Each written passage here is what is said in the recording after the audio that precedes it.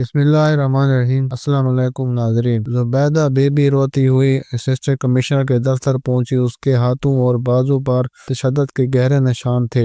دفتر کے باہر کھڑے سیکیورٹی گارڈ نے روکا تو وہ التجا کرنے لگی کہ مجھے ابھی صاحب سے ملنا ہے ورنہ میرا شوہر مجھے مار ڈالے گا۔ گارڈ نے کہا صاحب آرام کر رہے ہیں، کل صبح آنا۔ اتنے میں اندر کی کھڑکی سے اسسٹنٹ کمشنر نے زبیدہ بیوی کو دیکھ لیا۔ وہ فوراً باہر نکلے اور گارڈ کو کہا کہ اس عورت کو اندر آنے دو۔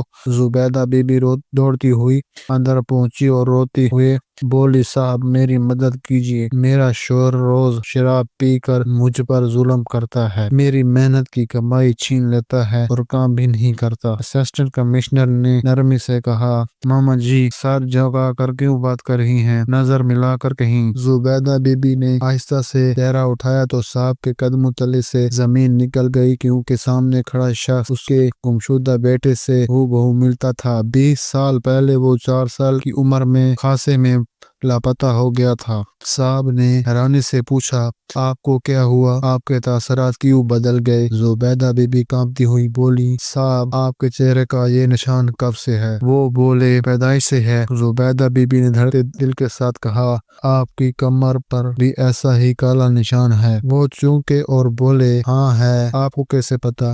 زبیدہ بی بی کوئی آنکھوں سے آنسو کا نام نہ رہا، وہ پکار اٹھی یہ میرا کھویا ہوا بیٹا ہے۔ صاحب نے کہا یہ کیسے ممکن ہے، میرے والدین تو اسلام آباد میں ہیں۔ زبیدہ بی بی نے بھرائی ہوئی آواز میں کہا میرا بیٹا بچپن میں خاصے میں بہہ گیا تھا، ہم نے یہی سمجھا کہ وہ دنیا سے جا چکا ہے۔ اسسٹنٹ کمشنر نے کہا میں بھی 4 سال کی عمر میں اپنی اصل والدین سے بچھڑ گیا تھا اور ایک نیک دل جوڑے نے مجھے پالا پوسا، پڑھایا لکھایا اور آج میں یہاں تک پہنچا۔ زبیدہ بی بی نے ساری حقیقت سنانا شروع کی۔ لاہور کی زبیدہ ایک ذہین اور حسین خوبصورت لڑکی تھی۔ کالج کے زمانے میں اس کی ملاقات اپنے استاد عرفان سے ہوئی۔ آہستہ آہستہ یہ تعلق محبت میں بدل گیا۔ گھر والوں نے ابتدا میں رشتہ منظور نہ کیا مگر زبیدہ کے اصرار پر شادی ہو گئی۔ شادی کے 1 سال بعد ان کا بیٹا فرحان پیدا ہوا۔ دونوں اس سے بہت محبت کرتے تھے۔ جب فرحان 4 سال کا ہوا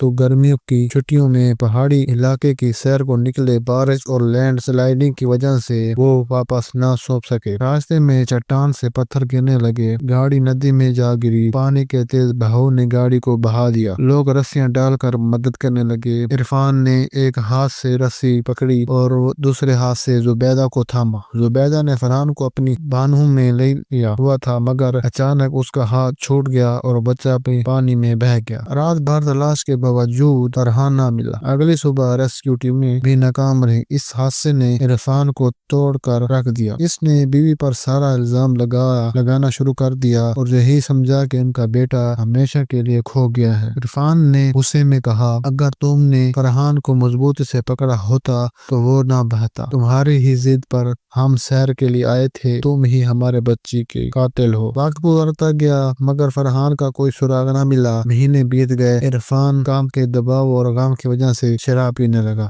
پھر نوکری بھی چھوڑ دی۔ آہستہ آہستہ گھر اور جائیداد بھی بک گئی اور وہ سڑک پر آ گئے۔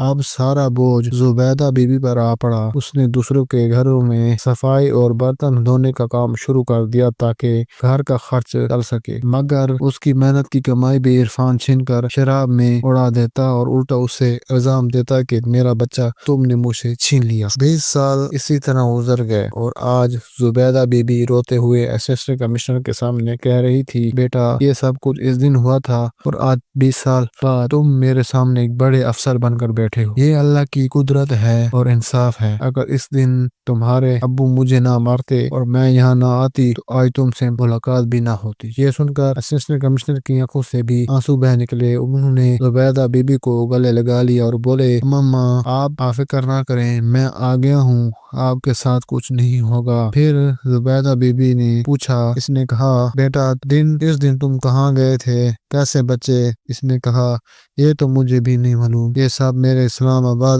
والدین نہیں بتا سکتے ہیں کیونکہ اس وقت میں بہت چھوٹا تھا اور بعد میں نے انہی کو اپنے والدین مان لیا۔ پھر اسسٹنٹ کمشنر نے اسلام آباد میں اپنے والدین کو فون کیا اور ان کی بات زبیدہ بی بی سے کروائی۔ انہوں نے پوری حقیقت بتائی کہ وہ بھی صحت کے لیے آئے تھے راستے میں انہیں ایک بچہ زخمی حالت میں ندی کے کنارے ملا۔ انہوں نے بچے کو ہسپتال پہنچا دی اور جہاں ایک دن تک علاج ہوتا رہا۔ ہوش میں آنے کے بعد بچے کو کچھ یاد نہ تھا۔ وہ بچہ دراصل فرحان ہی تھا، کیونکہ ان کی شادی کو 8 سال گزر چکے تھے اور اولاد کی نعمت سے محروم تھے۔ اس لیے انہوں نے فیصلہ کیا کہ اس بچے کو ہی اپنا بیٹا بنا لیں۔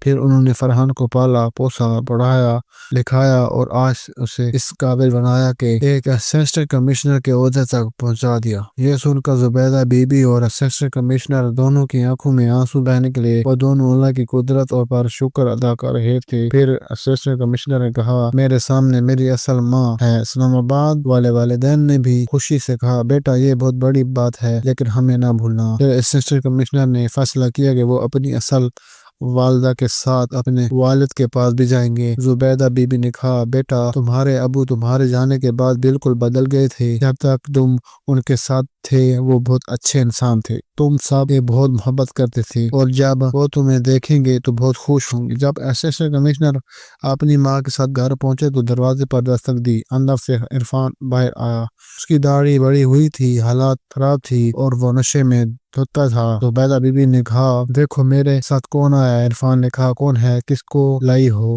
جیسے ہی اس نے اسسٹنٹ کمشنر کو دیکھا تو چونک گیا اور بولا، یہ کون ہے؟ زبیدہ بی بی نے کہا، یہ تمہارا بچڑا ہوا بیٹا ہے، یہ فرحان ہے۔ فرحان بولا، مجھے پاگل مت بناؤ، یہ تمہاری کوئی چال ہے، میں نشے میں ہوں، میرا فائدہ مت اٹھاؤ۔ زبیدہ بی بی نے کہا، ذرا غور سے دیکھو، اس کے چہرے پر وہی نشان ہے جو فرحان کے چہرے پر تھا، اس کی کمر پر بھی وہی نشان ہے۔ عرفان نے غور سے دیکھا تو حقیقت مان گیا اور روتے ہوئے بیٹے کو سینے سے لگا لیا۔ اسسٹنٹ کمشنر نے بھی اپنے والد کو گلے لگا لیا۔ 20 سال بعد ماں باپ اور بیٹا دوبارہ مل گئے۔ اصل جیت تو زبیدہ بی بی کی تھی، جنہوں نے 20 سال شوہر کے ظلم برداشت کیے، دوسروں کے گھروں میں محنت مزدوری سے گھر کا چولہا جلایا اور آخرکار بیٹے کو واپس پایا، وہ بھی ایک بڑے افسر کے حیثیت سے۔ اسسٹنٹ کمشنر نے فیصلہ کیا کہ اب ان کے اصل والدین بھی ان کے ساتھ رہیں گے اور جن والدین نے انہیں پالا پوسا، پڑھایا لکھایا اور اس مقام تک پہنچایا، وہ بھی ان کے ساتھ رہیں گے۔ وہ دونوں خاندانوں کو ساتھ دے کر چل رہے تھے۔ اس کہانی سے ہمیں یہ سبق ملتا ہے کہ اللہ تعالیٰ اپنے بندوں کو آزمائش میں ڈالتا ضرور ہے، مگر نا انصافی کبھی نہیں کرتا۔ اس کی قدرت کامل ہے، وہ بچھڑوں کو بھی ملا دیتا ہے۔ ناظرین، آپ نے اس کہانی سے کیا سبق سیکھا؟ کمنٹ باکس میں اپنی قیمتی رائے کا اظہار ضرور کیجیے گا اور اس طرح کی مزید سبق آموز کہانیاں سننے کے لیے ہمارے چینل کو سبسکرائب کیجیے گا۔ اگر آپ کو یہ کہانی پسند آئی ہو تو چینل کو سبسکرائب کریں، ویڈیو کو دل سے لائک کریں اور اپنے دوستوں اور ساتھیوں کے ساتھ ضرور شیئر کریں تاکہ اس کہانی سے کسی اور کو بھی کوئی سیکھ مل سکے۔ پھر ملتے ہیں ایک نئی ویڈیو کے ساتھ، تب تک کے لیے اللہ حافظ۔